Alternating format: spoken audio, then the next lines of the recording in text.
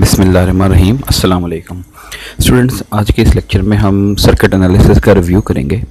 तो आप लोगों के बेसिकली कुछ क्वेश्चन थे, जो क्वेश्चंस आपके थे उनसे रिलेटेड इन तमाम क्वेश्चन को मैंने इस लेक्चर में कंप्लीट करने की कोशिश की है। तो सबसे पहला क्वेश्चन जो स्टूडेंट्स ने सबसे ज़्यादा पूछा वो ये था कि ईएमएफ और टर्मिनल पोटेंशियल डिफरेंस का आपस में रिलेशन, और क्या क्या केसेस हैं जिनमें हम ईएमएफ को टर्मिनल पोटेंशियल डिफरेंस के साथ लिंक कर सकते हैं। तो इसमें सबसे पहली बात कि जब हमें प्रैक्टिकल सोर्स मिलता है तो बेसिकली वो एक बॉक्स के अंदर बंद होता है, यानी एक्चुअली में सेल हमारे पास मौजूद होगा, हम उस सेल को अंदर से तो खोल के नहीं देखते। एक्चुअली में हमारे पास सिर्फ दो टर्मिनल्स अवेलेबल होते हैं, ये टर्मिनल ए और ये टर्मिनल बी। अब उस बॉक्स के अंदर जो चीज़ मौजूद होती है आप उसका एक लीनियर मॉडल बना सकते हैं कि आप ये कहते हैं कि इसके अंदर एक आइडियल बैटरी जिसका ईएमएफ ई के बराबर है और उसके साथ सीरीज़ में एक रेजिस्टेंस अटैच्ड है जिसकी वैल्यू जो है वो स्मॉल आर के इक्वल होती है। अब अगर आप देखें ए और बी टर्मिनल्स, इन दोनों के दरमियान जो पोटेंशियल डिफरेंस होता है जो कि आप वोल्ट मीटर से मालूम कर सकते हैं उसको टर्मिनल पोटेंशियल डिफरेंस कहा जाता है। और इन केस के बैटरी जो है वो एक सोर्स के तौर पे काम कर रही है, यानी आप उससे करंट खींच रहे हैं बाहर किसी सर्किट को चलाने के लिए जिसको लोड कहा जाता है, तो उस वक्त टर्मिनल पोटेंशियल डिफरेंस और ईएमएफ आपस में इस तरह से लिंक्ड होते हैं, V = E-IR।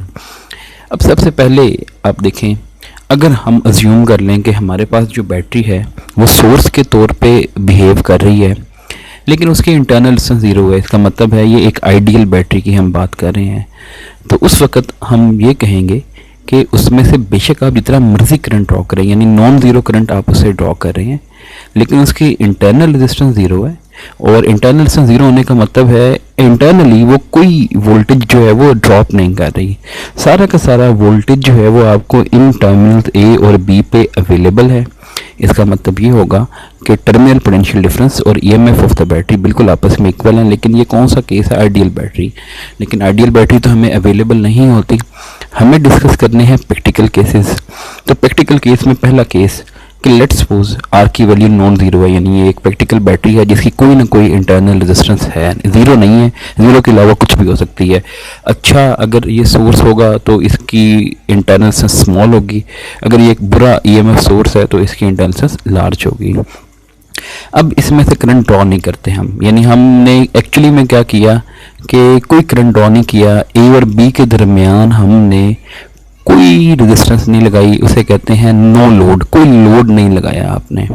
तो जब लोड नहीं लगाया तो लाजमी सी बात है उसमें करंट भी पास नहीं करेगा, यानी ओपन सर्किट है ये, तो V की वैल्यू E के बराबर होगी इसी फॉर्मूले के मुताबिक, क्योंकि इस वक्त R की वैल्यू ज़ीरो है। नेक्स्ट हम दूसरी बात करते हैं।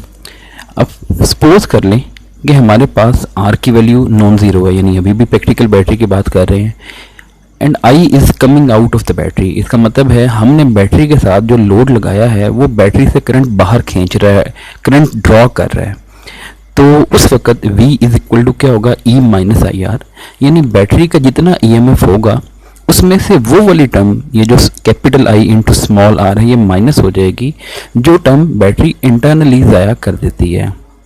इस केस में जो टर्मिनल पोटेंशियल डिफरेंस होगा वो ईएमएफ के मुकाबले में कम हो जाएगा। उसके बाद नेक्स्ट, इस केस में हम कहते हैं बैटरी एक सोर्स के तौर पे बिहेव कर रही है।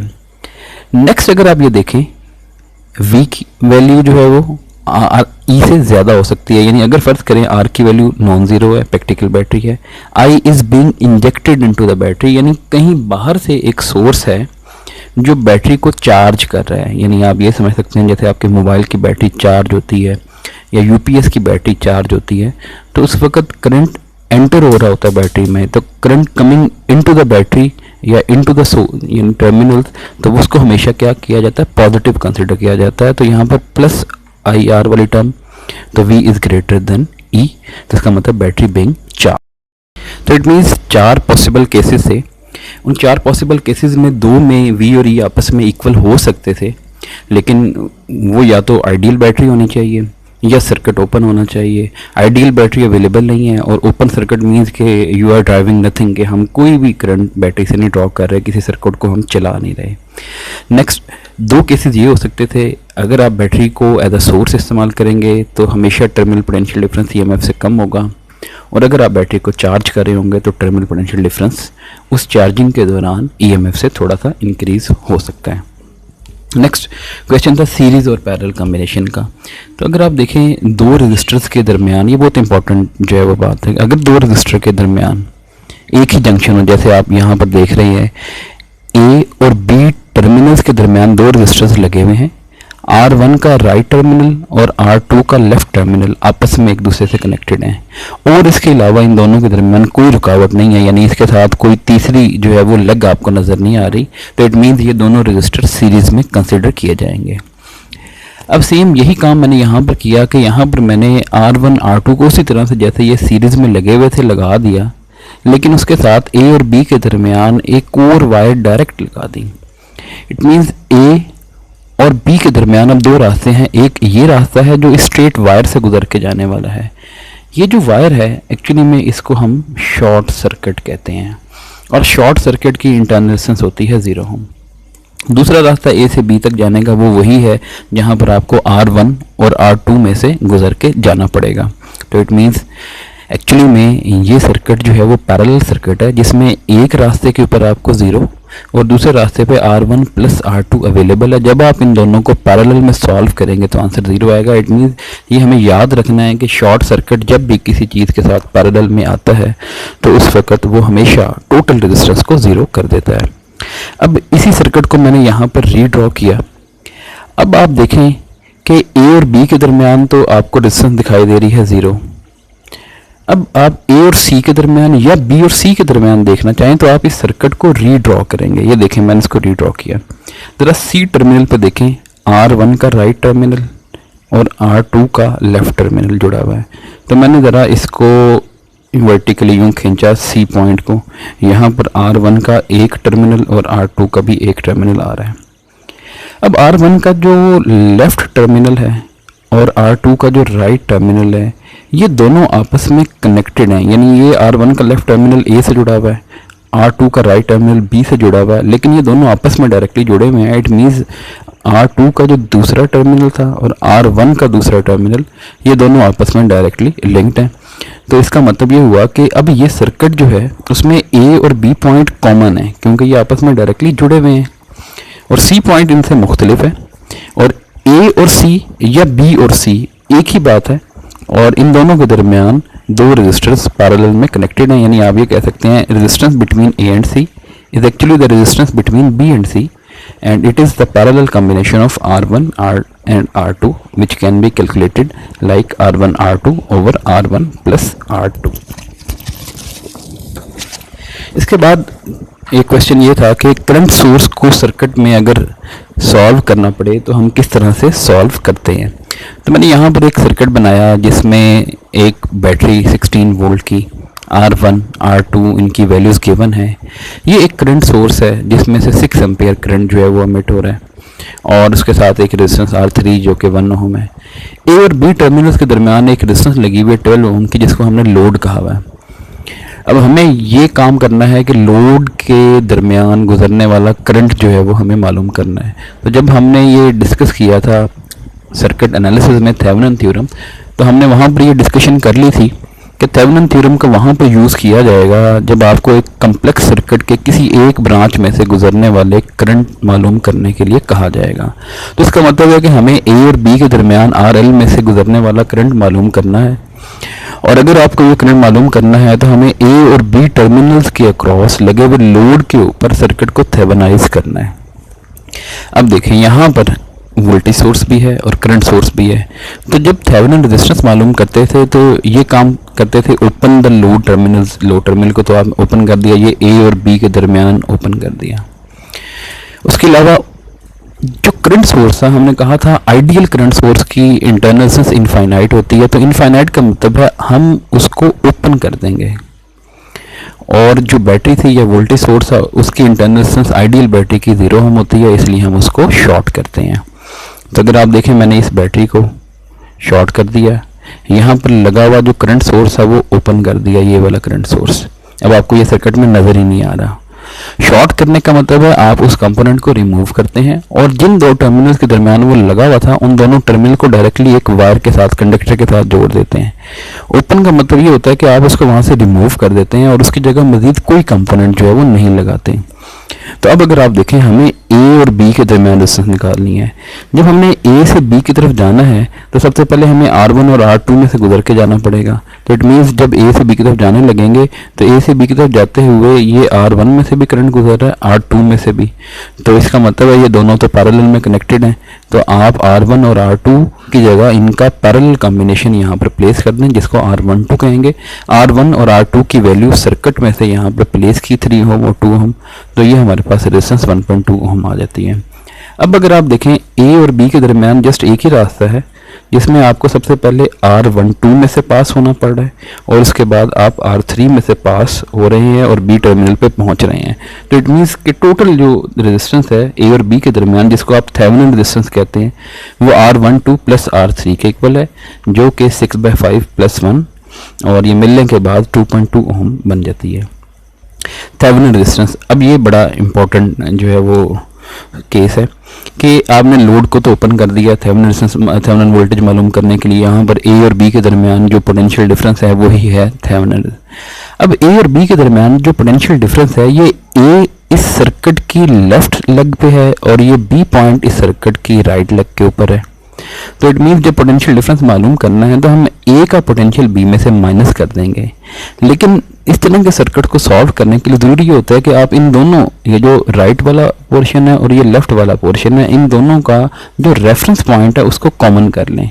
जब आप रेफरेंस पॉइंट को कॉमन करते हैं तो ए का potential with respect to this reference और बी का with respect to this reference आप पोटेंशियल अलग अलग मालूम कर लेंगे और उसके बाद दोनों को आप डिफरेंस ले लेंगे। अब देखें ज़रा, ए और ये जो रेफरेंस टर्मिनल है, इन दोनों के दरमियान क्या लगा हुआ है? R2। R1 और R2 सीरीज में कनेक्टेड हैं और साथ Vs।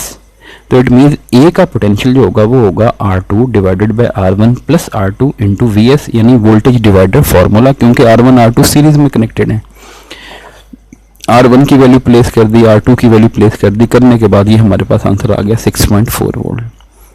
अगर आप बी पॉइंट और रेफरेंस पॉइंट के दरमियान देखिए, एक ही रेजिस्टेंस लगी हुई है R3 और इस रेजिस्टेंस को करंट कौन प्रोवाइड कर रहा है? ये current source.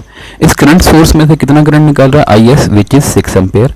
That means B का जो पोटेंशियल होगा वो होगा IS मल्टीप्लाइड बाय R3, यानी ओम्स लॉ के मुताबिक 6 × 1 = 6 वोल्ट। आप इन दोनों पोटेंशियल्स का आप डिफरेंस लें, ये आंसर आ जाएगा 0.4 वोल्ट। अब आप थेवेनिन वोल्टेज भी मालूम कर चुके हैं, थेवेनिन रेजिस्टेंस भी मालूम कर सकते हैं। सर्किट को दोबारा से कनेक्ट करें वी थेवेनिन साथ आर थेवेनिन। जो दो टर्मिनल्स बचेंगे उनके दरमियान आप दोबारा से लोड लगा दें जो कि 12 ओम का था, और अब आप IL का फार्मूला यूज़ करें, V total voltage V Thevenin R Thevenin plus RL करने के बाद ये एम्पेयर्स में 0.028 और ये 28 मिली एम्पेयर्स में आ जाएगा। तो इस तरह से आप करंट सोर्स को भी किसी भी सर्किट का हिस्सा बना के आप उसको सॉल्व कर सकते हैं। करंट सोर्सेज इतने फ्रिक्वेंटली इस्तेमाल नहीं होते क्योंकि एक अच्छा करंट सोर्स जो है वो अवेलेबल नहीं होता। हमारे पास रेगुलेटेड वोल्टेज सोर्स अवेलेबल होते हैं जो कांस्टेंट वोल्टेज आपको प्रोवाइड कर सकते हैं for a particular period of time. लेकिन करंट सोर्स से निकलने वाला जो करंट होता है एक्चुअली में वो लोड की वैल्यू पर डिपेंड करता है। लोड बढ़ा दें तो उसमें से गुजरने वाला करंट, यानी लोड कम बढ़ाने का मतलब है कि अगर आप RL की रेजिस्टेंस बढ़ा दें तो उसमें से गुजरने वाला करंट कम हो जाता है। RL की वैल्यू कम कर दें तो करंट जो है उसमें से गुजरने वाला बढ़ जाता है। इसका मतलब है कोई रेगुलेटेड करंट सोर्स जो है वो हमारे पास मौजूद नहीं होता। एक क्वेश्चन ये था स्टूडेंट्स का कि ओपन सर्किट और शॉर्ट सर्किट के दरमियान क्या डिफरेंस है। अब देखिए, मैंने यहाँ पर एक आइडियल बैटरी लेके, ये दो टर्मिनल हैं उसके, एक पॉजिटिव टर्मिनल दूसरा है नेगेटिव टर्मिनल। अब ये ओपन है, इस वक्त ए और बी के दरमियान कोई कंडक्टिव पाथ नहीं है, यानी कोई ऐसा रास्ता नहीं है जिसमें से करंट ए से बी की तरफ दाखिल हो सके। अब अगर आप ए और बी के दरमियान पोटेंशियल डिफरेंस मालूम करेंगे, पोटेंशियल डिफरेंस मालूम करने के लिए हम इस्तेमाल करते हैं वोल्ट मीटर, और एक आइडियल वोल्ट मीटर वो होता है जिसकी इंटरनल रेजिस्टेंस इनफाइनाइट होनी चाहिए। तो जब आप वोल्ट मीटर का रेड टर्मिनल लगाएंगे पॉइंट ए से, ब्लैक लीड उसकी लगाएंगे पॉइंट बी से, तो तो ए जुड़ जाएगा पॉजिटिव टर्मिनल से, बी जुड़ जाएगा नेगेटिव टर्मिनल से। इन दोनों के दरमियान इस बैटरी का जो वोल्टेज होगा वो इस ई के बराबर आ जाएगा। तो ओपन सर्किट में जो टर्मिनल पोटेंशियल डिफरेंस या वोल्टेज होता है वो बिल्कुल मैक्सिमम होता है, यानी जितना मौजूद हो सकता है वहाँ पर। ए और बी के दरमियान कोई रास्ता नहीं है, रास्ता ना होने का मतलब है करंट की वैल्यू मिनिमम है यानी ज़ीरो, और आर की वैल्यू इनफाइनाइट है क्योंकि ओपन सर्किट है। जब ओपन सर्किट का मतलब है कोई रास्ता मौजूद नहीं है ए से बी की तरफ जाने का, इसलिए आप रेजिस्टेंस को इनफाइनाइट कंसिडर करेंगे। उसके बाद पावर अगर आप यहाँ पर निकालें P equal to V into I, ideal case की बात कर रहा हूँ। अब EMF तो मौजूद है लेकिन I की वैल्यू ज़ीरो है, इट मीन्स पावर डिसिपेटेड जो है वो ज़ीरो है। नेक्स्ट है शॉर्ट सर्किट। अब आपने इसी बैटरी का ये काम किया कि आपने यहाँ पर ए और बी को आपस में डायरेक्टली कनेक्ट कर दिया, इसे कहते हैं ये शॉर्ट कर दिया आपने, यानी आपने कंडक्टर से जो है वो क्या कर दिया, रिप्लेस कर दिया ए और बी के दरमियान जो है लोड को। तो अब अगर आप देखें जब दो पॉइंट्स सेम पोटेंशियल पे होंगे तो उनके दरमियान जो पोटेंशियल डिफरेंस होगा वो ज़ीरो हो जाएगा। इट मींस शॉर्ट सर्किट में पोटेंशियल डिफरेंस दोनों पॉइंट्स जो आपस में शॉर्ट हो जाते हैं वो कितना हो जाता है, मिनिमम। अब इसमें से जो करंट गुजरेगा, ये बैटरी जितना भी करंट प्रोवाइड कर सकती है वो सब का सब करंट जो इस बैटरी से निकलेगा, सोर्स करंट जिसको मैं कह रहा हूँ, वो सब का सब पॉइंट ए से बी की तरफ गुजर जाएगा। इसका मतलब है करंट मैक्सिमम, और मैक्सिमम डज नॉट मीन कि इनफाइनाइट हो जाएगा। तो इनफाइनाइट करंट तो कभी भी हम जनरेट नहीं कर सकते प्रैक्टिकली। तो और अगर आप रेजिस्टेंस देखें ए और बी के दरमियान कोई रुकावट नहीं है, जो पॉइंट ए है वही पॉइंट बी है, तो इट मीन्स आर की वैल्यू जो है वो ज़ीरो यानी कि मिनिमम। लेकिन जो चीज़ सिमिलर है वो ये है कि पावर ड्रॉप जब आप मालूम करेंगे तो आंसर क्या आएगा, ज़ीरो आएगा। तो ये एक सिमिलैरिटी है आइडियल केस में, लेकिन प्रैक्टिकली ऐसा नहीं होता। जब आप बैटरी के दोनों टर्मिनल्स को मिला देते हैं तो बैटरी हीट अप हो जाती है, क्योंकि प्रैक्टिकल बैटरी है। तो इसका मतलब है जितना पोटेंशियल ड्रॉप है वो सारा का सारा उसकी इंटरनल सेंस में ज़्यादा होना शुरू हो गया है। तो इसका मतलब क्या हो जाएगा कि ये बैटरी हीट अप होना शुरू हो जाएगी और डैमेज हो जाएगी। नेक्स्ट है कि जब स्टूडेंट पूछते हैं सर्किट को रीड्रॉ कैसे करना होता है। अब अगर मैंने एक सर्किट यहाँ पर देखें, यहाँ पर ज़रा चेक करें आप, ये जो पॉइंट सी है पॉइंट डी के साथ डायरेक्टली कनेक्टेड है इस तरह से। तो मैं बजाय इसके को ये इस तरह से इसको ड्रॉ करूँ, मैंने ये सी और डी को इस तरह से जो है वो डायरेक्टली कनेक्ट कर दिया। अब ज़रा R1 को देखें, R1 का एक टर्मिनल पॉइंट ए से जुड़ा हुआ है, दूसरा टर्मिनल पॉइंट सी से। ये देखें मैंने R1 को दोबारा से ड्रॉ किया, एक इसका टर्मिनल जोड़ा पॉइंट सी से, एक जोड़ा पॉइंट ए से। R2 को देखें, एक इसका टर्मिनल जोड़ा पॉइंट सी से, एक जोड़ा है पॉइंट बी से। तो मैंने एक टर्मिनल R2 का जोड़ा पॉइंट बी से, दूसरा जोड़ा पॉइंट सी से।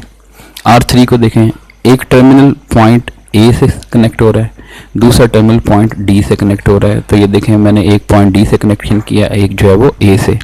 R4 को देखें, एक टर्मिनल पॉइंट डी से कनेक्ट हो रहा है, दूसरा टर्मिनल पॉइंट बी से कनेक्ट हो रहा है। तो ये देखें एक टर्मिनल पॉइंट बी से कनेक्ट कर दिया और एक।